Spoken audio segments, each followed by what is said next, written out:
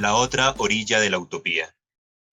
Si memoria dice que está cansada, que necesita parar un momento y coger un 10, recuérdale de puentes y túneles, caminos poco frecuentados y peligrosos, y pasajes en que el agua amenaza la sangre hasta llegar a casa.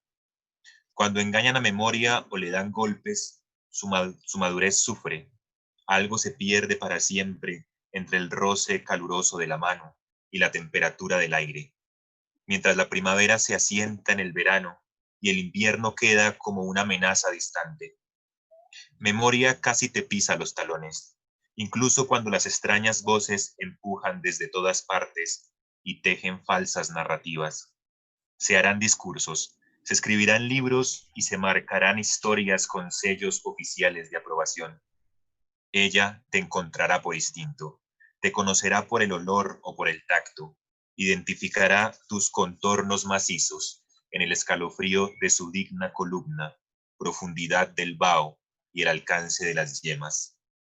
Y tú reconocerás su presencia, la invitarás a ese lugar, donde un niño pronuncia su primera palabra. La poesía proclama su relevancia, y la causa y el efecto se encaracolan, la otra orilla de la utopía. Con este poema de la poeta Margaret Randall, iniciamos esa segunda parte en este encuentro de Entre Amigos, una conversación hecha con la poeta Margaret en este programa llamado Entre Amigos de Poetas en Vela y la revista latinoamericana de poesía La Raíz Invertida. Ya hemos estado conversando en la primera parte con la maestra Margaret Randall sobre algunos de sus primeros pasos, acercamientos a la poesía y a las múltiples facetas que ha encontrado en su recorrido, en su historia, algunos hechos de crisis que ha tenido de cerca, que ha vivido y que hacen parte de sus testimonios. También nos habló un poco y nos está compartiendo algunos de sus textos, de su reciente trabajo, ese libro que está escribiendo a propósito de la pandemia, poemas de la pandemia. Bueno, Margaret, bienvenida. Gracias. Vamos a seguir esta charla majestuosa que nos estás brindando y que sin duda tiene muchas aristas porque son muchísimos los senderos que has trasegado y también tu vida es todo un testimonio.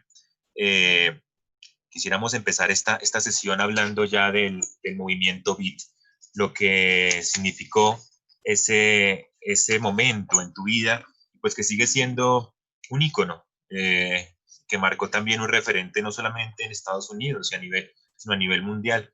En Colombia, por ejemplo, aquí se sigue marcando mucho este hito de la influencia Beat, a tal punto que se ha llegado a hablar sobre hasta qué circunstancias, hasta qué punto llegó a ser una influencia para algunas de las vanguardias y grupos, más bien que se crearon aquí en nuestro país. ¿Qué, ¿Qué nos quieres contar, Margaret? De pronto, ¿cuál es ese referente que tienes ahora, después de estas décadas, sobre la creación, la fundación y el desarrollo de este movimiento Beat? Es una buena pregunta, Jorge. Para contestarlo tengo que ir un poco atrás, ¿verdad? Empezaré por decir que yo en la escuela detestaba la poesía. Los maestros no sabían enseñarlo bien, no parecía tener ninguna relevancia con la vida de uno, ¿verdad? Tuvimos que memorizar, etcétera, y bueno, a mí no me atraía para nada. Y un día, cuando tenía, creo que más o menos 18, 19 años, me fui a una fiesta aquí en Albuquerque. Un poeta, un artista tenía un ejemplar del libro recién publicado de Allen Ginsberg, Aullido, su poema que realmente arrancó el movimiento Beat. Este amigo empezó a leer en aquella fiesta, leyó todo el poema, todo el libro en voz alta, y yo me quedé fascinada. Por primera vez en mi vida sentí que la poesía me pertenecía, que yo quería yo misma ser poeta. Yo no tenía mucho en común con Ginsberg. Pero lo que me llamó la atención de su poema, de Aullido, era su honestidad,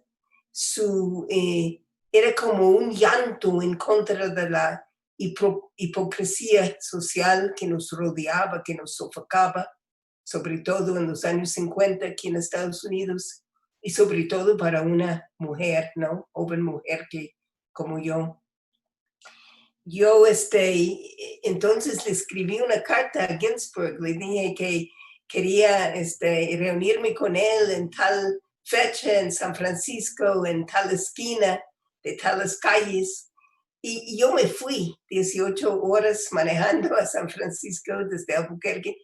Por supuesto, él no estaba, no vino a la cita, pero años después, cuando nos conocimos personalmente, yo le dije lo que había hecho, le hice el cuento, y él no se rió de mí porque entendía la importancia de esa comunicación, ¿no? Con la poesía.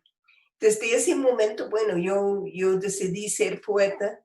Me fui de Albuquerque a Nueva York, donde empecé a practicar el oficio.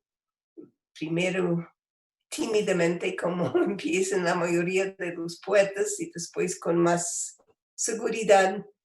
Y yo misma entonces formé parte de ese gran movimiento que era el movimiento Beat. Conocía a los poetas. Yo era un poco más joven que la mayoría, pero bueno, allí convivimos, nos escuchamos los unos a los otros. Empecé a publicar, empecé a decir mi poesía en los cafés de entonces. Y unos años después, como ya hemos hablado en la primera parte de esta transmisión, me fui para México. Y ahí haciendo el corno, pues supe de la influencia beat en todo el mundo realmente, porque los beat aquí en Estados Unidos y yo creo que en otros países también cambiaron el lenguaje, ¿no? Cambiaron la naturaleza del poema, inventaron un lenguaje nuevo, muy propio del momento histórico que vivimos. Te puedo decir que hace como 5 años hicimos una reunión en Nueva York de los beat que sobrevivimos, que no somos muchos, ¿no?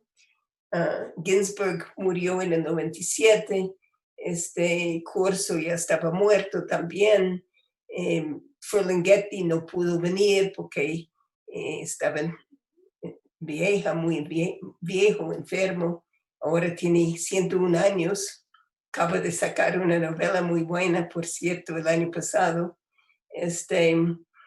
pero estábamos Michael McClure, estaba yo, estaba Hetty Jones, bueno, como te digo, los que sobrevivimos y pasamos una semana, recordando a los que ya no estaban, celebrando los momentos más importantes del movimiento, como por ejemplo el momento en el 55, cuando se leyó por primera vez Aullido en público en una galería que se llama The Sixth Gallery en Nueva York, en San Francisco. Así es que fue una semana linda, ¿no? La mayoría con bastones, ya viejos, pero jóvenes de espíritu, ¿no? Y yo creo que el movimiento beat ha sido un momento clave en la poesía de mi país y influyente en la poesía de otros países también. Y precisamente se sigue leyendo muchísimo, ¿no? El movimiento beat sigue siendo un ícono. Y pues qué buena esta anécdota que nos revelas de ese encuentro que tuvieron hace poco. Tú has tenido también influencia desde la pintura, desde varias dimensiones del arte, eres fotógrafa también. ¿Cómo ves ahora lo que, lo que se está escribiendo? ¿Cómo se está escribiendo ahora en Estados Unidos? ¿Cómo ves la poesía? ¿Cómo puedes describir esas formas de líricas que se están explorando en la actualidad? Bueno, Estados Unidos es un país enorme, ¿verdad? Un conjunto de muchas culturas. Entonces, no hay una poesía realmente, hay muchas poesías. Um, yo diría que se está escribiendo una poesía muy buena ahora en Estados Unidos, poderosa, fuerte. Hay una presencia mucho mayor de mujeres, de gente de color, de poetas indígenas. Nuestro actual poeta laureado del país es Joy Harjo, una indígena de Oklahoma. Tenemos una variedad de voces realmente extraordinarias y se escribe de todo. Creo que podemos decir finalmente a estas alturas que hemos salido totalmente de la sombra de los años 50, del macartismo. Y bueno, hay una gran libertad, hay un reconocimiento mayor para distintos tipos de poesía, distintos estilos, distintas voces. Hay también un movimiento joven, no sé si ha llegado a Colombia, pero lo que llamamos poesía slam. Los slams son eventos mayormente frecuentados por poetas jóvenes. Es un tipo de poesía casi siempre rimado, que se hace en performance, no se lee de la página, y el público vota, ¿no? Tiene un poquitico demasiado competencia para mi gusto. No me gusta tanto ver la competencia introducida a la poesía, pero lo que sí valoro de ese movimiento es la participación de jóvenes, ¿no? El entusiasmo por la poesía casi como un acto deportivo, ¿verdad? Así es que tenemos de todo aquí. Tenemos grandes poetas, algunos tradicionales, otros más experimentales, pero tenemos una gran poesía multifacética, ¿no? Ha ido creciendo bastante este fenómeno del slam, es cierto. Eh, ahora que estamos hablando de lo beat, es importante también recordar esa correspondencia que lograron tener con el nadaísmo colombiano. Nos decías también que seguramente hubo una correspondencia con Gonzalo Arango cuando estaba el corno, ¿sí? ¿Cómo recuerdas esa aparición en tu vida o cómo llegó ese referente también del nadaísmo de nuestro país? El nadaísmo tenía una presencia grande en el corno. Publicamos poetas nadaístas varias veces en distintos números de la revista. Debo decir que como hacíamos la revista Sergio Mondragón y yo, Sergio se encargaba mayormente de la parte de español y yo de la parte de inglés. Entonces la correspondencia entre el corno y los nadaístas lo sostuvo mayormente Sergio, aunque nosotros hablamos de todo, ¿no? Entre nosotros y traducimos juntos y eso. Pero hubo varios grupos en aquellos años, me acuerdo, no solo los nadaístas de Colombia, sino el grupo Techo de la Ballena de Venezuela, incluso en la India, un grupo que se llamaban The Hungrylists, que también se consideraban hijos de los Beat, ¿verdad? De los poetas Beat. Creo que Ginsberg fue allí a vivir un año con ellos en la India. Entonces, en varios países y espontáneamente, ¿no?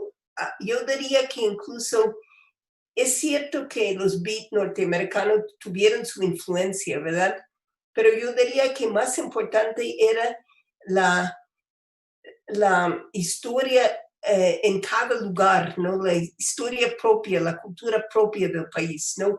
Ese deseo de no vivir más como el hombre en el traje gris, como llamábamos nosotros, ¿no? El que debía crecer, graduarse, casarse, tener un trabajo bien remunerado, 2.3 hijos, etcétera. Nosotros nos rebelamos en contra de todo eso y creo que esa rebeldía existía en cada país a su manera.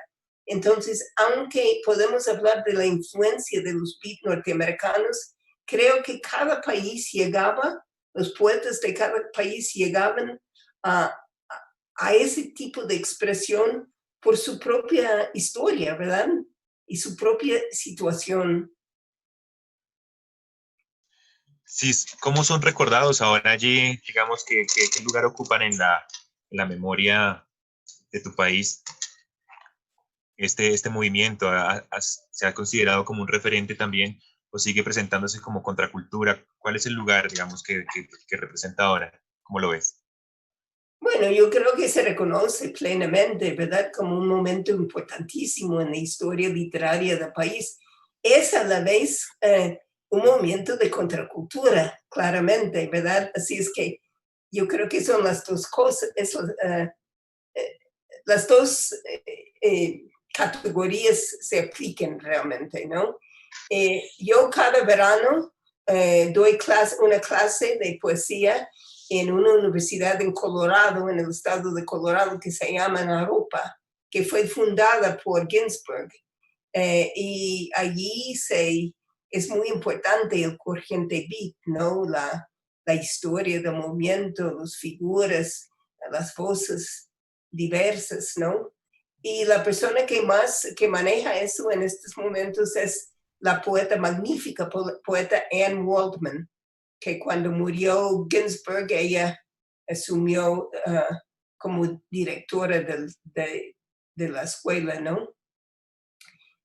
Así es que el movimiento está vivo, tiene su reconocimiento absolutamente como un momento importante en la historia de las letras norteamericanas, pero es siempre un momento de rebeldía.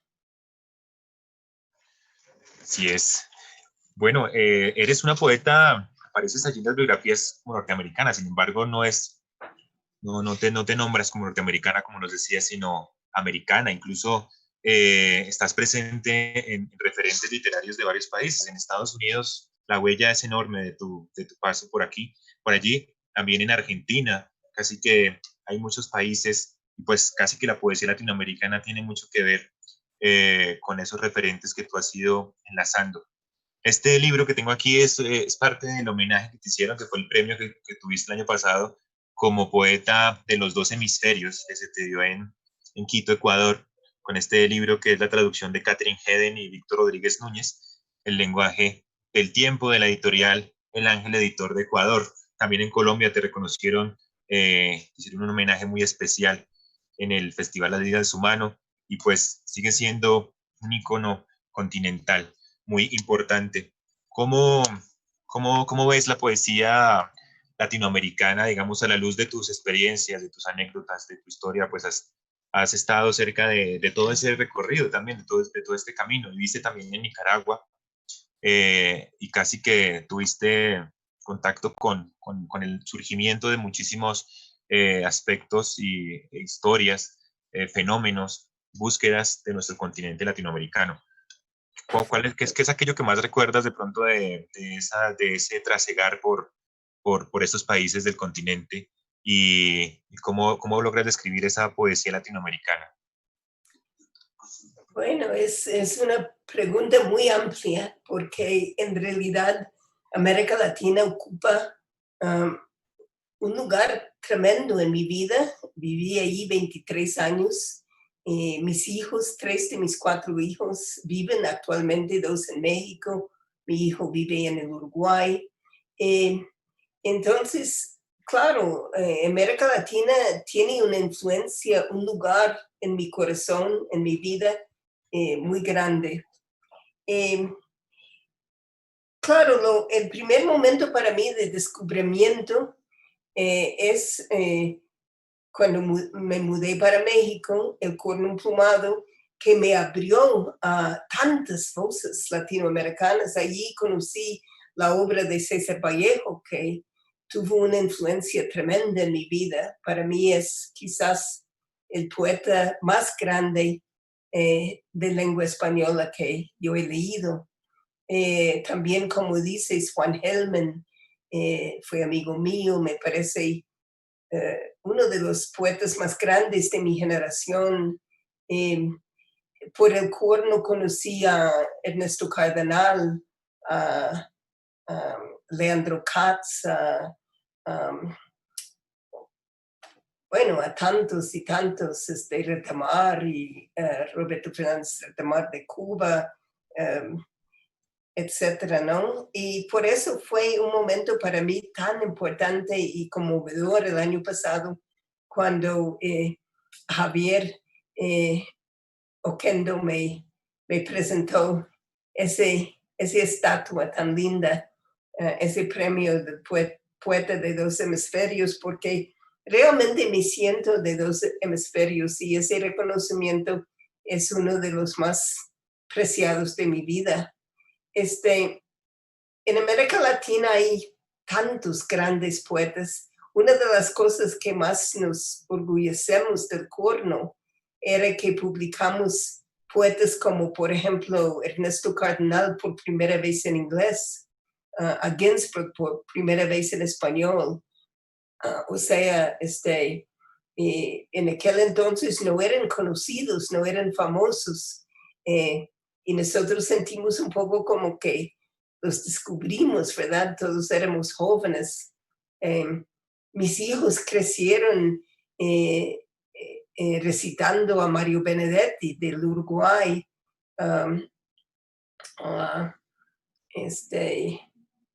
Bueno, no sé, tantos, ¿no? Tantos poetas excelentes. Yo cuando vine del Ecuador estaba tan impresionado con los poetas que conocí en el Ecuador que hice este libro que es una antología de poesía ecuatoriana bilingüe publicada el año pasado en Estados Unidos con mis traducciones y una introducción mía. Así es que es un libro que se ha vendido muy bien. Ha sido una especie de introducción de la poesía ecuatoriana para los lectores norteamericanos, que no se conocía mucho aquí. Ahora el mismo Víctor Rodríguez Núñez y Catherine Hedin están por sacar un libro de Adún muy importante, uno de sus más importantes libros. Cada país tiene sus poetas y su trayectoria poética, ¿no? Gracias, Margareta, por ese recorrido, por supuesto que es bastante amplio y que se encuentra, ¿no? Que podemos leer también allí y recomendar este libro también reciente, Nunca me fui de casa, en donde también haces unos acercamientos a todos estos detalles. ¿Qué lugar ocupa Colombia, la poesía colombiana en tus caminos? También un lugar importante, fíjate que no me acuerdo ahora el año en que me invitaron al Festival de Poesía de Medellín, que fue una experiencia extraordinaria, ¿no? Ya tiene bastantes años, pero debe haber sido en algún momento de los años 90, pero por una semana, esa ciudad que entonces tenía 4 millones de personas, se hizo como un gran teatro de poesía. Me acuerdo que éramos, creo que más de 50 poetas de no sé cuántos países, ¿verdad? Así es que Colombia ha sido desde los momentos del corno y llegando a estos días, pues una referencia importante de poesía latinoamericana. No estoy tan al corriente como me gustaría estar con la poesía de tu país. Me gustaría conocer más de sus poetas actuales. Y Margaret, precisamente recordar que estamos también, esta es una producción de Casa Desnuda y La Raíz Invertida, revista latinoamericana de poesía, donde la intención es precisamente generar estos diálogos, intercambios, ahora en este trasfondo que vemos de pandemia, lastimosamente, que esperamos todo se solucione de la mejor forma. Sin embargo, son muchas Margaret. Cuando me acerco a tu biografía, eh, tantos, tantos fenómenos. Siempre la poesía ahí altiva, iluminando todo lo que has hecho. También está la fotografía, la academia, aunque no te consideras académica, leí, pero también está un referente desde el feminismo. Eres también un ícono muy importante. Allí tienes un libro muy importante que se llama Mujeres, también, y que se ha editado varias veces y se ha vuelto también un ícono internacional, muy clave. ¿Cómo es la escritura? Bueno, ya de pronto esas otras obras que tú elaboras y tejes, como es el caso de este libro, Mujeres, ¿cómo crees que has llegado a ellos y cómo ha sido esa apuesta de pronto de ponerlos en el rumbo editorial? Sí, el feminismo desde luego ha sido súper importante en mi vida. Yo descubrí el feminismo en el año 69, viviendo aún en México. Empezaba a llegar los primeros artículos, textos de las feministas norteamericanas y de Francia. Yo las leía y para mí fue un abrir de ojos, ¿verdad? Una de las cosas que siempre me ha entristecido es que el Corno, aunque publicamos muchas mujeres, no publicamos tantos como deberíamos haber publicado, porque como tú sabes, en aquellos años, bueno, era mucho más difícil para una mujer publicar que para un hombre, ¿verdad? Entonces, en el momento en que yo descubro el feminismo, estando todavía en México, como te digo, me pareció importante dar a conocer esos textos, algunos de ellos variados, de distintas partes del feminismo, porque no hay solo un feminismo, sino hay muchos, eh, darles a conocer en América Latina. Entonces, reuní un grupo de textos, escribí una introducción y publiqué el libro, una antología con Siglo XXI, editores en México. Y como tú dices, ese librito es chiquito, ¿no? El librito, pero fue realmente un referente y sigue siendo un referente en América Latina. Por muchos años yo recibía cartas de gente, de mujeres, diciendo, ese libro me abrió los ojos, etc. Después empecé a recibir cartas. Ese libro fue muy importante para mi madre. Hoy en día, a veces tengo una carta que dice, ese libro fue muy importante para mi abuela. Así es que pasan los años, pero sí, no era un libro escrito propiamente por mí, sino reunido los textos por mí con una introducción mía. Y bueno, creo que tiene como 11 o 12 ediciones. Sigue editándose en México. Sigue siendo clave, muy importante allí, por supuesto. Me gustaría escuchar un poema tuyo, de continuar con este conjunto de poemas que nos estás compartiendo de tu reciente trabajo, Margaret. Ok. Precisamente tiene que ver con la poeta y el mundo de la pandemia. Se llama The Poet Embraces a Changed World. We have instructions about going out, social distancing, protective gear. Don't touch your face, they say, and wash your hands for at least 20 seconds, many times a day. But where are the instructions about making art as the virus peers over my shoulder?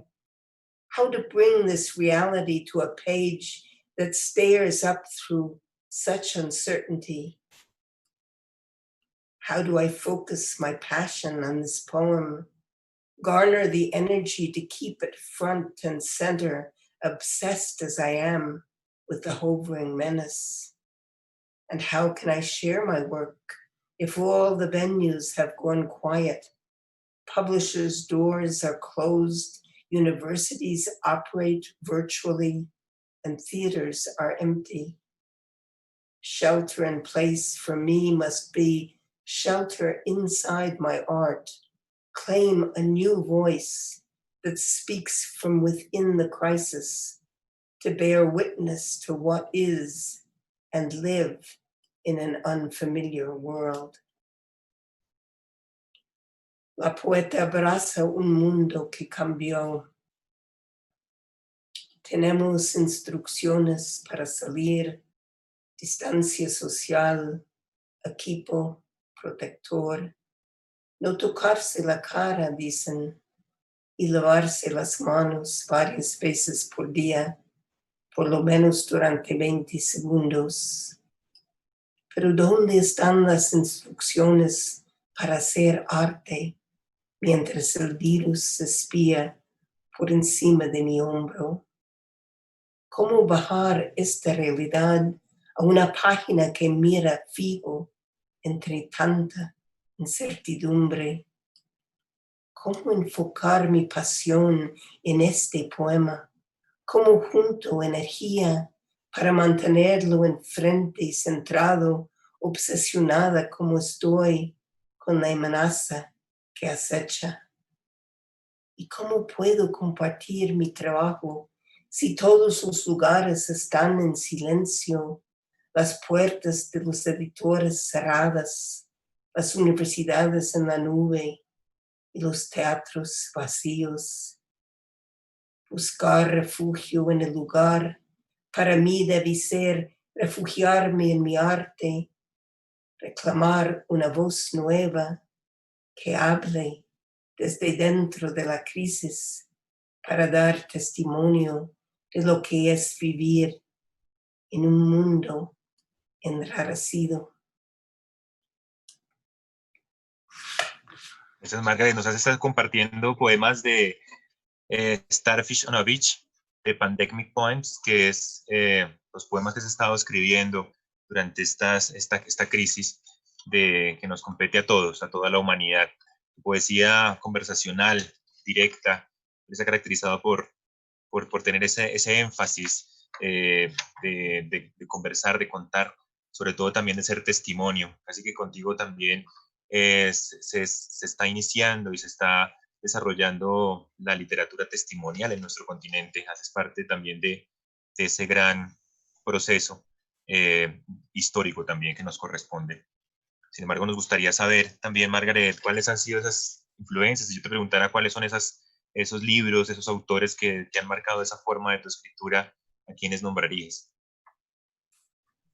Bueno, eso es difícil porque yo leo mucha poesía, mucho de Estados Unidos y de América Latina y de otros países en traducción. Lamentablemente no leo más que el inglés y el español. Pero yo también tengo tendencia a leer libros, ¿cómo te diré? No son novelas, no leo muchas novelas, aunque me gustan mucho algunos. Leo muchos libros de ciencia, libros históricos. Por ejemplo, hay un libro que se llama Rompiendo el Código Maya. Es un libro que he releído prácticamente todos los años de mi vida adulta. Me gusta ese tipo de libro donde uno aprende cosas un poco afuera del ámbito de uno, ¿verdad? Leo bastante arqueología, antropología social, Y yo misma hice bastante historia oral durante un periodo de mi vida. Esa misma experiencia que acabamos de hablar del descubrimiento mío del feminismo en el 69. Muy pronto después de eso me voy para Cuba en el 69 y allí tenía mucho interés en saber si el socialismo mejoraba la vida de las mujeres, si resolvía nuestros problemas o no, y si fuera así, pues cómo. Entonces hice un trabajo de campo con mujeres cubanas, produje mi primer libro de historia oral que se llamaba La mujer cubana ahora, salió en español en el año 72, en inglés creo que 2 años después. Y de ahí pues empecé a entrevistar a mujeres nicaragüenses, mujeres peruanas, vietnamitas, por eso fui a a Vietnam del Norte en el 74 para entrevistarme con mujeres allí. Entonces, sí, saqué una docena más o menos de libros de ese tipo, ¿no? Que me enseñaron mucho.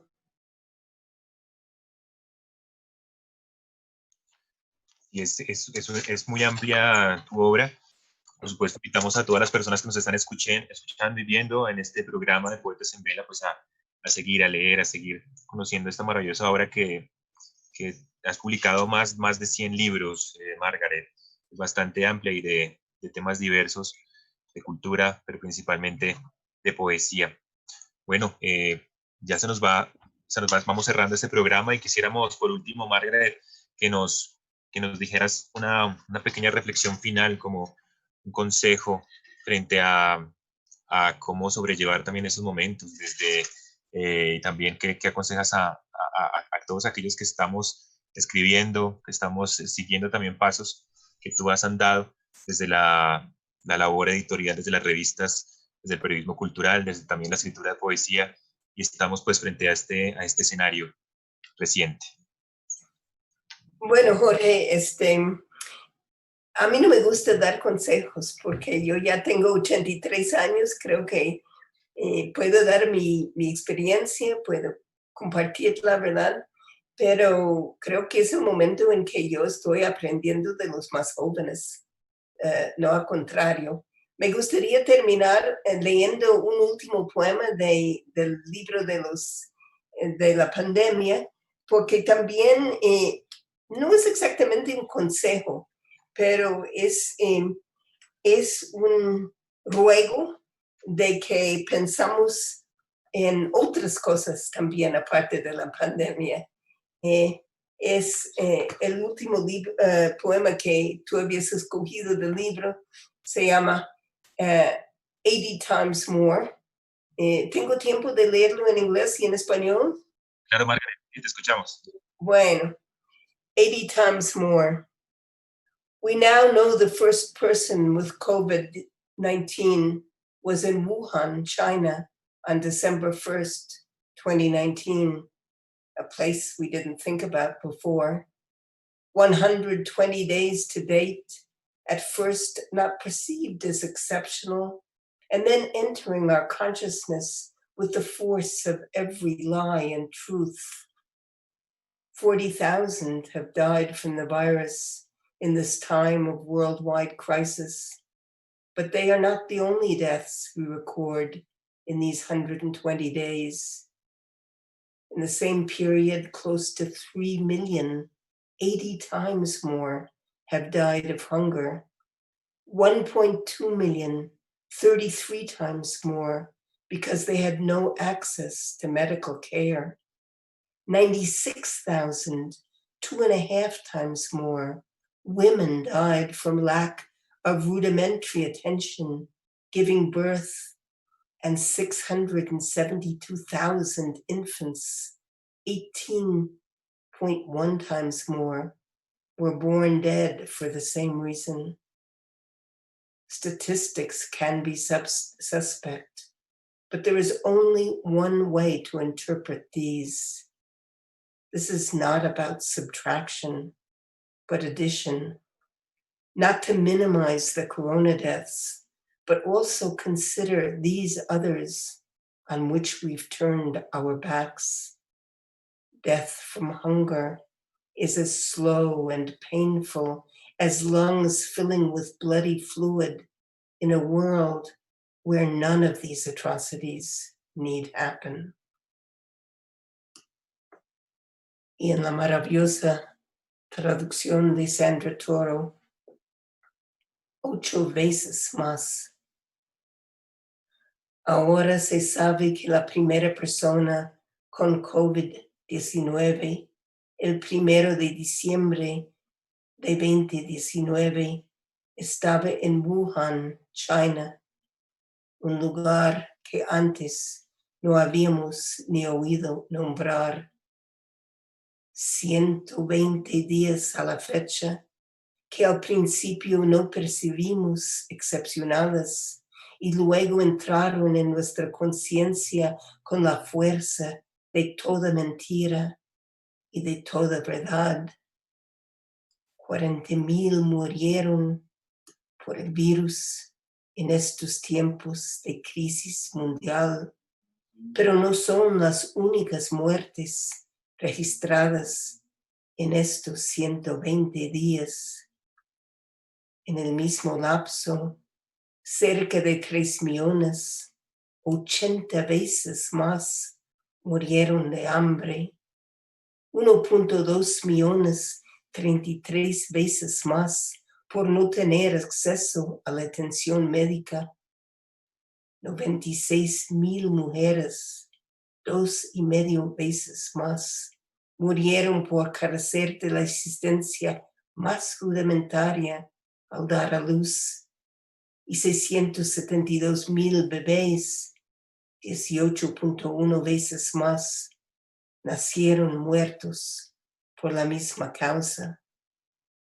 Las estadísticas podrán resultar sospechosas, pero hay una sola manera de interpretarlas. No se trata de restar, sino de sumar. No minimizar las muertes por corona, sino considerar también esas otras a las que les volvimos la espalda. Morirse de hambre es tan doloroso y lento como tener los pulmones llenos de agua y sangre en un mundo donde no es necesario que suceda ninguna de estas atrocidades. Gracias, Margaret. Creo que con ese poema nos respondes no a esta última pregunta, sino muchísimas más.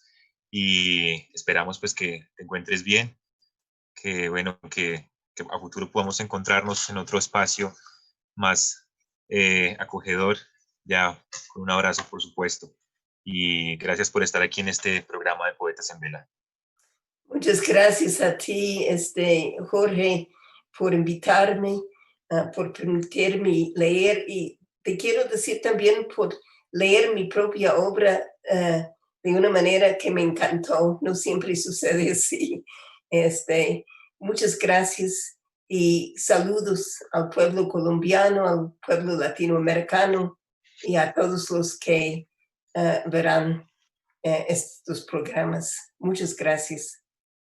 Gracias, Margaret. Así es, gracias por estar atenta a esta invitación, por pues darnos el sí, por supuesto que es muy valioso para nosotros. Y bueno, estuvimos leyendo y disfrutando de este libro que aunque tiene ese trasfondo complejo y doloroso, de ese momento también nos hace encontrarnos con nosotros mismos y nos hace reflexionar de una manera lejana a los fake news, todo lo que está pasando ahora, tanta incertidumbre que existe y tantas noticias que van y vienen. Creo que no hay nada mejor como refugiarse en un libro como estos, Estrellas de mar sobre una playa, que en ese silencio que transcurre nos permite ir hallándonos para cruzar estas dificultades ahora. Gracias, Margaret. Así que, bueno, hemos estado hoy con Margaret Randall. Ella es poeta de América, el continente y pues de muchos países, hay que decirlo. Nació en Estados Unidos en 1936 y pues aquí está dándonos y diciéndonos muchísimo sobre la poesía y hablándonos en este trasfondo complejo que vivimos y por el cual también surgió este proyecto que se llama Poetas en Vela. Esto ha sido entre amigos de la producción del colectivo Casa Desnuda y la revista latinoamericana de poesía La Raíz Invertida, hoy con la gran poeta Margaret Randall. Gracias a todos los que estuvieron atentos y bueno, quienes no vieron la primera parte, los invitamos a que la escuchen, la conozcan, este recorrido maravilloso que hemos tenido conversando con la poeta Margaret Randall. Hasta pronto.